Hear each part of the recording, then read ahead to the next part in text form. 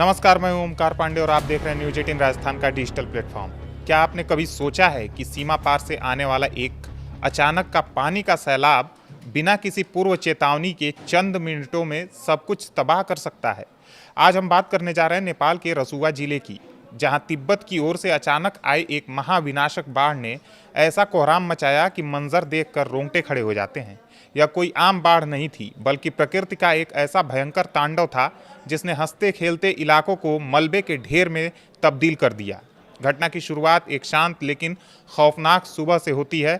तिब्बत की तरफ से अचानक पानी का तेज बहाव नेपाल की सीमाओं में दाखिल हुआ। किसी को संभलने तक का मौका नहीं मिला।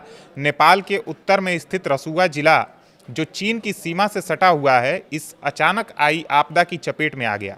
स्थानीय लोगों के मुताबिक पानी का स्तर इतना तेजी से बढ़ा कि स्वचालित जल मापन यंत्र यानी ऑटोमेटिक वाटर गेजिंग स्टेशन भी पलक झपकते ही बह गए। सुबह के शुरुआती घंटे में जब लोग अपनी नींद से जाग भी नहीं पाए थे, तब तक जलस्तर सामान्य से कई मीटर ऊपर उठ चुका था और सब कुछ अपनी आगोश में लेने को तैयार था। शुरुआती रिपोर्ट और अनुमानों के अनुसार इस दिल दहला देने वाली त्रासदी में लगभग 1000 लोगों के बह जाने की आशंका जताई जा रही है। हालांकि आधिकारिक आंकड़ों की पुष्टि अभी पूरी तरह से होनी बाकी है, लेकिन जमीन पर जो तबाही देखने को मिली है वह बेहद भयावह है। तिनूरे और स्याफ्रुबेसी जैसे इलाके मानो पानी के तेज बहाव में नेस्तनाबूद हो गए। सड़कों पर खड़े बड़े बड़े वाहन, माल से भरे ट्रक और कंटेनर खिलौने की तरह पानी में तैरते नजर आए। जो इलाके कभी व्यापार और आजीविका की हलचल से गुलजार हुआ करते थे, वे अब सिर्फ कीचड़, पत्थरों और मलबे के विशाल ढेर में तब्दील हो चुके हैं।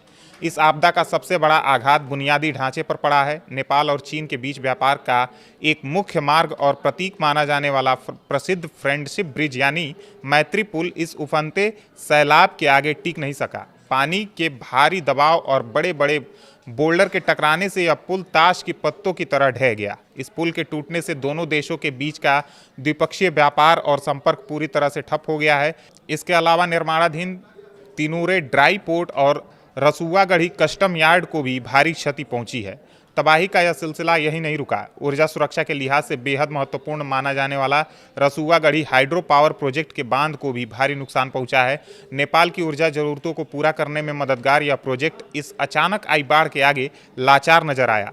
इलाके के कई अन्य छोटे बड़े पुल, स्थानीय सड़कें और बिजली के खंभे बह जाने से पूरा क्षेत्र बाकी दुनिया से कट चुका है। कई गांवों का संपर्क पूरी तरह से टूट गया है, जिससे राहत और बचाव दल को भी मौके पर पहुंचने में भारी मशक्कत का सामना करना पड़ रहा है।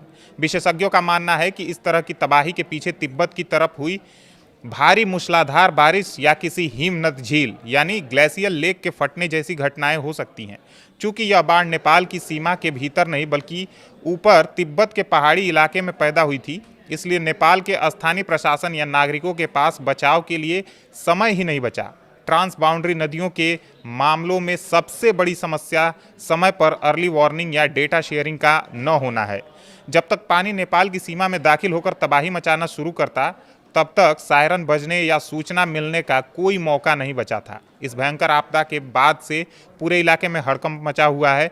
नेपाल सरकार, स्थानीय प्रशासन, नेपाली सेना, सशस्त्र पुलिस बल और स्थानीय नागरिक युद्ध स्तर पर राहत एवं बचाव कार्य में जुटे हुए हैं।